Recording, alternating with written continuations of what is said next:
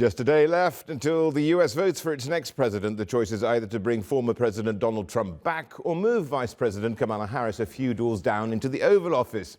One of the most contentious issues is the conflict in the Middle East. Malek Fouda looks at both candidates' approach to the conflict and hears from the people who are affected most. On Tuesday, Americans will decide on their next president. More than 240 million are eligible to vote. And according to the New York Times, some 75 million already have, casting their ballots early. Their options are a return to a familiar face in re-electing Donald Trump, or take a chance on the sitting Vice President Kamala Harris, who's chairing the Democratic ticket. It's too tight to call, with neither of them polling a comfortable lead. A big ticket item for many voters are the candidates' views on the wars in Gaza and Lebanon, and plans to end them.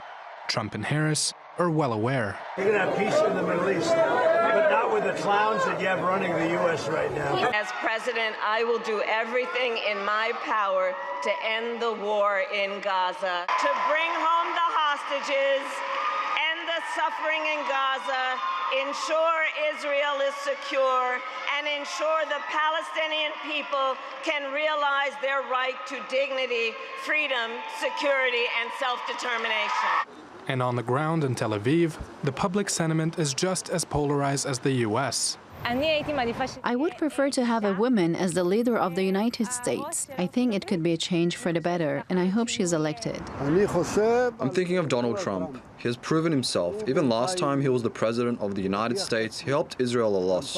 With Jerusalem, with the Golan Heights. We all wish, he would get elected. But Palestinians, who've suffered unspeakable atrocities for more than a year, remain pessimistic. The American elections will not affect the war in any way and will not have an impact. It may affect the American voter, but not the Palestinian citizen. The Americans are a partner in the war in Gaza and in the extermination of children, women, and the elderly. And they have reasons to doubt the candidate's promises. Biden spent 4 years and did not provide anything for the Palestinian people. He was promising a two-state solution, and in the end there is no state solution or anything. Even in the war, all he talked about is the hostages. What about the people who are dying? The U.S. president can end the bloodshed. They're the last line of authorization for any weapons transfers to Israel. The Biden administration alone transferred more than $50 billion worth of weapons to Tel Aviv this year. Many people around the world are hoping that whoever occupies the Oval Office next will make decisions that protect human lives above everything else. Malek Fouda, TRT World. The results of the American election will be watched closely by people in the Middle East, especially Palestinians and Israelis. Regardless of whether current Vice President Kamala Harris or former President Donald Trump wins, the next American leader will have no choice but to deal with numerous crises plaguing the Middle East. This is right the way from Lebanon, I should say, to Yemen, as well as also dealing with Israel-Iran hostilities and, most importantly, the war in Gaza. Voters in the U.S. will head to the polls Tuesday, November 5th, to choose a new president. Donald Trump and Kamala Harris are battling it out in one of the most consequential presidential elections in recent times, especially in terms of foreign policy. For most Americans, foreign policy's impact on presidential elections is minimal.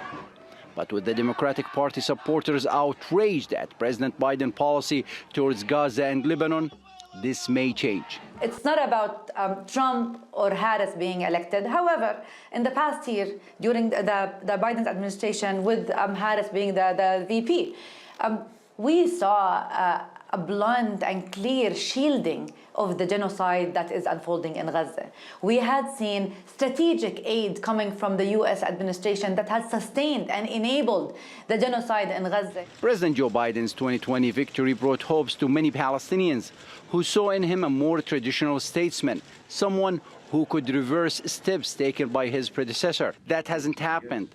And for the vast majority of Palestinians, Biden was a great disappointment. Harris has been more outspoken in calling for a ceasefire in Gaza and has put more emphasis on humanitarian issues, which didn't sit well with Israelis.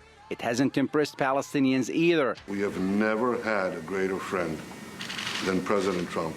Last time Donald Trump was president, Israel's prime minister was so pleased he named a settlement after him in the occupied Golan Heights. During his 4 years in office, Trump upended half a century of U.S. policy and wide international consensus by recognizing Israel's sovereignty over Syria's Golan Heights, annexed and occupied by Israel in the War of 1967. He also brokered historic normalization agreements called the Abrahamic Accords with several Arab countries. But that's not all. Trump recognized Jerusalem as Israel's capital and moved the U.S. embassy to the Holy City, with it crushing the ambitions of millions of Palestinians who view occupied East Jerusalem as a future capital for their future state. The prevalent feeling here is that unless a major shift in U.S. policy towards Israel takes place, nothing will change. Maybe the next administration will do something. Maybe the next administration will get released from this addiction to Israel, no other word but addiction to Israel, to support Israel blindly, automatically, to arm it, to finance it, and to support it in the international institution. And again, you get disappointed. Neither candidate has put the creation of a Palestinian state at the top of their agenda. As for Dalal, she says Palestinians have one message to the incoming president. A very good reminder here for us as Palestinians in conveying a straight message to any U.S. upcoming administration. We don't need an economic peace in Palestine. It's about political rights. It's not about only our civil or religious rights. It's about political rights and the right to self-determination on the 67 borderline. That's why many Palestinians see little hope in either candidate. They view the U.S. with a great deal of suspicion and believe regardless of who wins the election, all promises to end the war and help utilize Palestinian statehood will evaporate immediately after taking office. Mohammed Al-Qasim, TRT World, occupied East Jerusalem. Well, let's bring in Mohammed Al-Qasim in occupied East Jerusalem. Now, the thing is, Mohammed, it's just a day away, this election. Now, what's the position of Palestinians and Israelis, indeed, on each candidate? Yes, Rashad, there is a major contrast between how Palestinians view the next president of the U.S., whether it's Kamala Harris or former President Donald Trump. For Palestinians, they believe neither one of them would have much impact on them. They've seen what the Biden administration, which Kamala Harris is part of as vice president, what kind of policies they would have towards the Palestinians. Really, not much of any, according to them, versus former President Donald Trump, who's, during his first presidency, took so many steps that infuriated Palestinians. Let's have a discussion on that with Marwan Athamne, a political analyst here. Marwan, you have your finger on the pulse of the street, both in Palestine as well as in Israel. What's the difference? How do Palestinians view these elections, and who do they hope to have in the White House come January 20th versus the Israelis? You know, the Palestinians had been divided between either with no expectations or either disappointed from the both. They don't have any kind of high expectations, as you mentioned, from the both sides. Even though that some of the Palestinians are favorite of Trump, even though what he had been made during the last cadency. Why do you say that? I mean, knowing what Trump did to them back in 2016, why would they favor even a Trump presidency again? Because Trump is not predictable, and they think that Trump don't have any anchors on his so he can do whatever he can decide, because also it will be his second and last cadency. So he can do whatever and push the Israelis and the Palestinians for a deal. What about for the Israelis? How do they view both candidates? The Israelis favor for Trump. And most of the Israelis, or the majority of the Israelis, want to see Trump elected again, because they're believing that this will serve the Israeli interest. But to keep doing whatever they're doing, either in the war on Gaza, but mainly what they are doing in the West Bank with the annexing of the more lands and expanding the Israeli settlements. And speaking of the occupied West Bank, Illegal settlements, a huge issue, an obstacle in the way of getting any peace deal done. The difference between the two? While Trump had in his last presidency or first presidency, he put the deal of the century, and all of us saw the maps that it didn't give any kind of the Palestinians, give them it shrink from around 20 or 30% from the West Bank, that it's 27%, or actually 27% from the historical Palestine. So remain the Palestinians with nothing. So he'll push for more support for the illegal settlements. Maybe giving sovereignty to Israel? For sure. For sure, more likely that he will give them what the Israeli. It will, maybe he will put some changes, small changes, but in the big scale, it won't be any change of what the Israelis had gained from the deal of the century, and also had been denied from the Palestinians. But since the Palestinians or the PA don't have any power, and also because it's what we know what is Trump aiming to and what he had achieved already. The brutal war, Israel's brutal war in Gaza, definitely is playing a role in deciding who would occupy the White House. How would each candidate, they're both promising an end to the war. We've heard Harris and we've heard Trump. In your opinion, how would they impact the ongoing Israeli assault in the Gaza Strip? While we saw from the day one of the war a massive support from Biden administration, and most likely the Palestinians believe that Harris, if she will be elected, it will be keep the Biden legacy or the same policy. So doing basically nothing, because she also thinking about a second candidacy. Trump is not predictable, and Trump say it clearly, loudly and clearly that he will come with a war to end. Why this is the people is looking for after 1 year of a massive war, looking for someone who say it very clearly, very loud what the people should design with. Let me take you to another war, the war between Israel and Hezbollah. Again, the difference between the two. President Biden tried very hard, sending both of his top envoys last week, Amos Hochstein and Brett McGurk, tried to get a deal done, ceasefire deal with Lebanon. Didn't happen so far. Changes between the two. Their approach. While the Israelis, the main focus is on Gaza at first hand, and the second hand is on the West Bank and East Jerusalem. What is the Israelis are trying to gain is to keep their interest, security, and the land issues and the dreams. While the Lebanon is a second scene. Why by eliminating Hezbollah, you eliminating and the war and come with a end with the war in Lebanon. You eliminate the last one who keeps supporting physically the Palestinian cause by supporting the Palestinian militant war. So by eliminating Hezbollah, so the Palestinians will remain alone on the. So you think both candidates will support Israel in its war with against Hezbollah, but also support a quick end to the war with Hezbollah? For sure, the Israelis says that the deal done can be reached in 2 weeks. So, but in the same time, we know that because of the Israeli political calculations, the Israeli Prime Minister Netanyahu won't give this gift for Biden and want to keep it for Trump. One quick issue to talk about here regionally: Iran. Nothing happened on the nuclear program during the Biden administration. What about if a Harris administration occupies the White House? And what about Trump, who, by the way, canceled the nuclear program, which was signed by former President Barack Obama? Both quickly, please.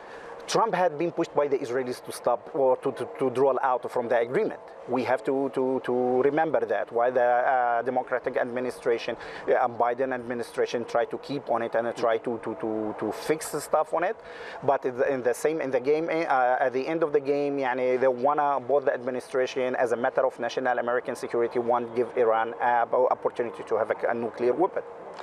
Thank you so much, Marwan Athamne. So, Rashad, at the end of the day, whomever occupies the White House come January 20th, a lot on his agenda or her agenda when it comes to the Middle East, from trying to get a ceasefire deal and the release of the Israeli captives in Gaza, to the issue of the occupation in the West Bank, the illegal settlements, the drastic increase of illegal settlers in the occupied territories, to the war with Hezbollah and how the U.S. would approach getting a ceasefire deal there, to the nuclear program with Iran, and whether given the escalation in rhetoric in the last few days, and we may see another retaliation by Iran against Israel that may also get another retaliation by Israel against Iran. Whether we are going to see an all-out regional war or not, all depends also on the incoming president. Rashad, back to you. Yep, and the cycle of violence continues. Thank you so much there. Joining us there was Mohammed Al-Qasim. Right, let's get more on that US election and what it means. Let's get to Ashraf Shannon, who joins us now from Gaza's Khan Yunis. And it's really quite strange here, Ashraf, how the intensity of these Israeli attacks have really markedly increased ahead of these elections. Well, Richard, we don't see any decline in Israeli intensity over the last several days as far as Israeli attacks and the genocidal war that continues to kill and maim Palestinian civilians around the clock in the Gaza Strip, whether here in southern Gaza, central Gaza, or the northern parts of the Gaza Strip. For Palestinians, they know for decades that most of the weapons that kept been killing them during wars and even during the uprising intifadas were U.S.-made weapons. So there is intensity that did not stop despite the approaching U.S. elections, Richard. Well, I mean, ultimately here, Ashraf, as well, you know, are Palestinians really beyond caring who wins? Honestly, no, because if you speak to any Palestinian, they will tell you that no matter who controls the Oval Office, who becomes the U.S. president, the U.S. policy is the same. For decades, the United States has been the biggest supporter of Israel, the biggest provider of weapons that been used to kill Palestinians, as I said earlier. And they've seen, for example, during Trump's first presidency, the first thing he did was move the U.S. embassy from Tel Aviv to Jerusalem. And also he cut funding to UNRWA, the UN refugee agency.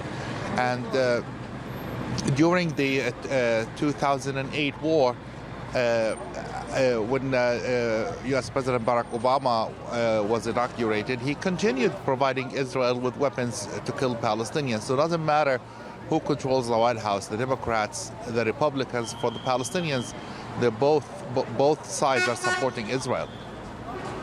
Thank you so much for that. Ashraf Shannon joining us there from Khan Yunis on the Gaza Strip. Well, in Lebanon, we've seen many more people being killed or wounded in the country. Let's get over to Beirut now, where Priyanka Navani is. Priyanka, just a couple of days ago, Lebanon's caretaker prime minister said he was cautiously optimistic about a ceasefire.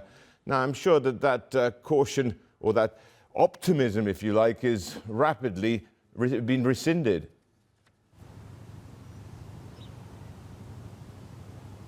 I would say that's true. I mean, let's begin with the caution element, because I think that is really important in that there was never a ton of optimism to begin with, that there was going to be a ceasefire in place before the U.S. elections, at least. About 2 weeks ago, we had the visit of U.S. envoy Amos Hochstein to Beirut, and it was thought at that time if he left without really making any progress on this ceasefire talks, then it was not going to happen before the elections. And indeed, that is what happened. He left. There were no real significant talks at that time. The renewed optimism, however, came amid talks with the Americans, almost a renewed effort by the Americans, a last-ditch effort, if you will, to get some sort of movement happening before this election. We saw 2 U.S. envoys visit Tel Aviv on Wednesday. However, usually after they visit Tel Aviv, they visit Beirut. That didn't happen. So that was one telltale sign that these talks were not going very well. And then it was the next day, or 2 days later, rather, on Friday morning, that the Lebanese caretaker prime minister came out and said that because of the increasing attacks that we are seeing, for example, on the Beirut southern suburbs, that Israel is not very serious about a ceasefire. It was that Friday morning that we saw the southern suburbs of Beirut hit for the first time in a week. And that wasn't the only thing he said. You know, we're paying a lot of attention to the attacks on the southern suburbs. But what the Lebanese prime minister really said was that he was convinced that Israel was not serious about a ceasefire because because Israel is attacking all major population centers in Lebanon. And that is not only something we saw on Friday, but it is something we have continued to see every single day since then. We have seen the Beirut southern suburbs hit. We have seen Baalbek hit. We have seen Tyre hit. We have seen Sidon hit. The only two major population centers in Lebanon that have not been hit in the last couple of days are Tripoli and Zahle, but these are even two population centers that have been hit. Their outskirts have been hit in the last couple of weeks of really big escalation. So those are just a couple of reasons why the people here in Lebanon and their leadership are not entirely convinced that there is going to be a ceasefire anytime soon, let alone, of course, before this election. Priyanka, there are about 85,000 American citizens living in Lebanon. I mean, admittedly, most of them are dual nationals. What's the feeling amongst them?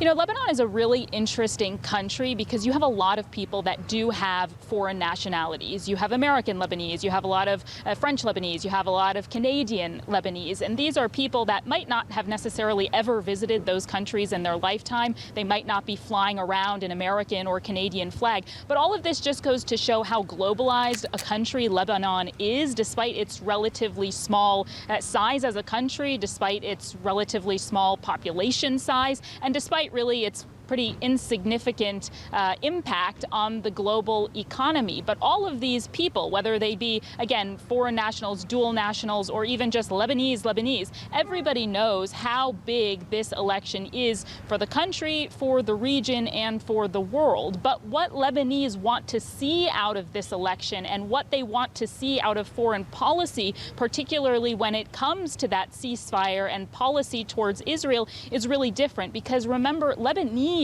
are very divided amongst themselves about what they want to see for the future of their country. There are people, I would say everybody in this country wants to see a ceasefire, but what they want accompanied with that ceasefire is very different. There are people that want a ceasefire. If it's offered tomorrow, they're going to take it. But there are also large swaths of this country that do not want to see a ceasefire before Hezbollah is disarmed, because they say that if Hezbollah is not disarmed, we are only going to see this spiral of violence with Israel continue every decade, every couple of decades. Certainly there are people in this country that believe that Israel is public enemy number one for the Lebanese people, but equally so, there are people in this country that believe that Hezbollah and Israel are equal enemies to the Lebanese people. And so it is really divided, and that's why so many people have very different opinions about these elections. And it's also true that you can't really say that one of these two positions is going to equate to a vote for the Republicans or a vote for the Democrats, because we don't really know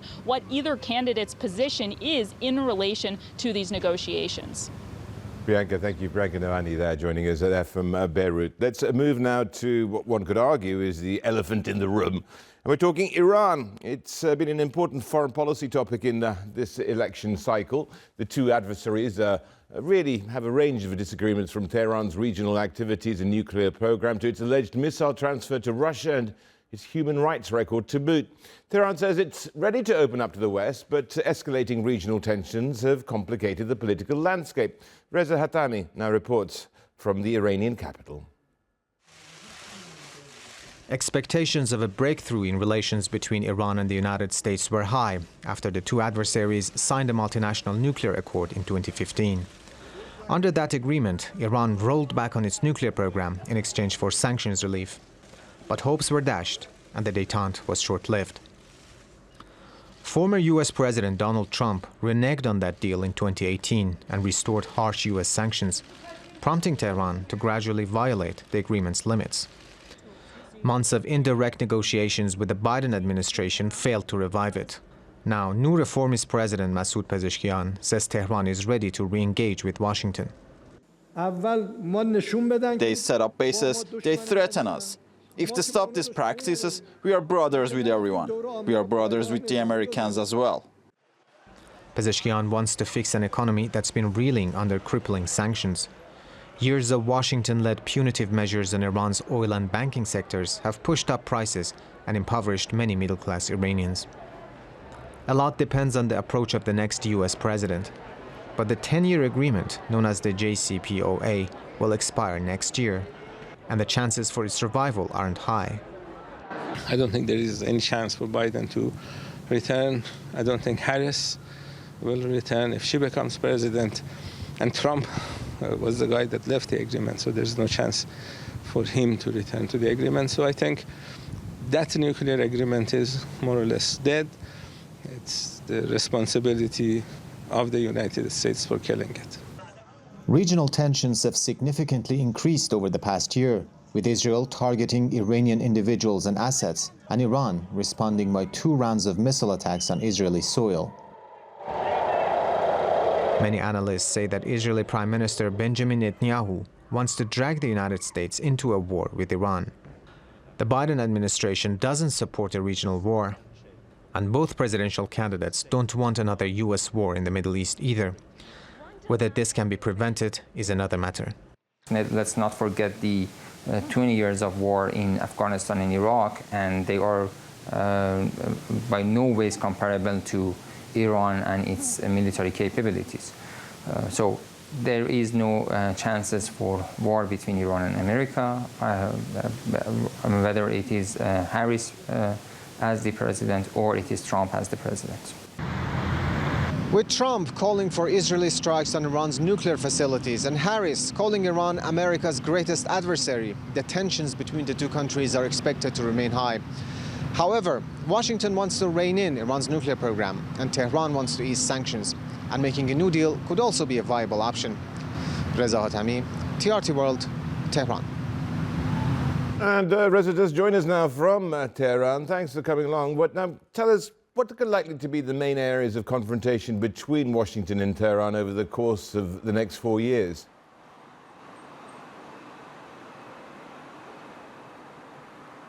Well, the U.S. elections comes 2 days after the 45th anniversary of U.S. embassy takeover in Iran, in what is known in the West as Iran hostage crisis. It was marked by anti-U.S. demonstrations in Tehran and several other Iranian cities. So these two countries have basically been adversaries for the past 4 or 5 decades, and the hostility is expected to remain in the next 4 years as well. Iran was an important foreign policy topic in U.S. presidential election. Indeed, Iran was accused of meddling in the presidential election in the form of launching cyber attacks and, of course, launching disinformation campaigns, accusations that Iran has denied. But areas of confrontation: one is Iran's human rights record, Iran's alleged transfer of missiles and drones to Russia, something that Iran has denied, Iran's regional activities, its support for anti-U.S., anti-Israeli forces in the region, Hamas, Hezbollah, militias in Iraq and Syria, as well as Houthis in Yemen, and last but not least, Iran's nuclear program. We know that under the 2015 nuclear agreement, Iran's level of enrichment was below 4%, and that now has dramatically increased to 60%. Iran has dramatically increased its stockpile of enriched uranium, and this is a major challenge for the next U.S. president. We are potentially looking at a snapback or return of UN sanctions on Iran when the JCPOA expires next year. But at the same time, Iran's new president, Masoud Pezeshkian, has said that it wants to open up to the West. He has compared Iran under sanctions to a cage, saying no nation can flourish inside a cage. So the willingness in Iran is there, but will Iran and the United States can overcome their hostilities and make a new deal? That's the big question that we have to wait and see that what will happen in the next 4 years. So, Reza, I mean, would Harris or a Trump administration make any difference here?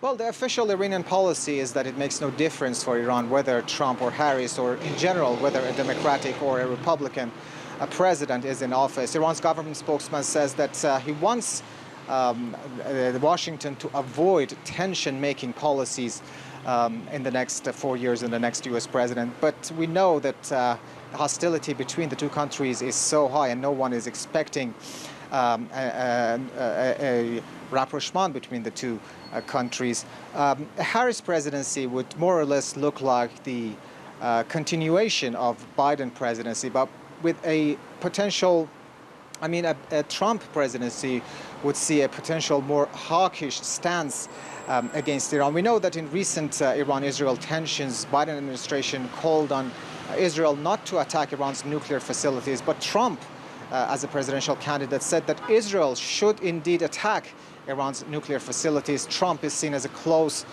friend of Netanyahu and a supporter of his hawkish policies. We know that during Trump's presidency between 2017 and 2021, tensions between Iran and the United States were very high. The two countries were brought to a brink of war in January 2020 when the United States assassinated Iran's top general, Qasem Soleimani. Trump abandoned Iran's nuclear deal and imposed maximum pressure campaign on Iran. Indeed, Iran has been able to sell more oil under the Biden administration, and Trump has accused Biden and Harris administration of not enforcing oil sanctions. But at the same time, Harris has called Iran America's greatest adversary, has called Iran a dangerous and destabilizing force in the region. So the hostility is still there, whether Harris or Biden becomes president. Reza Hatami there joining us from Tehran.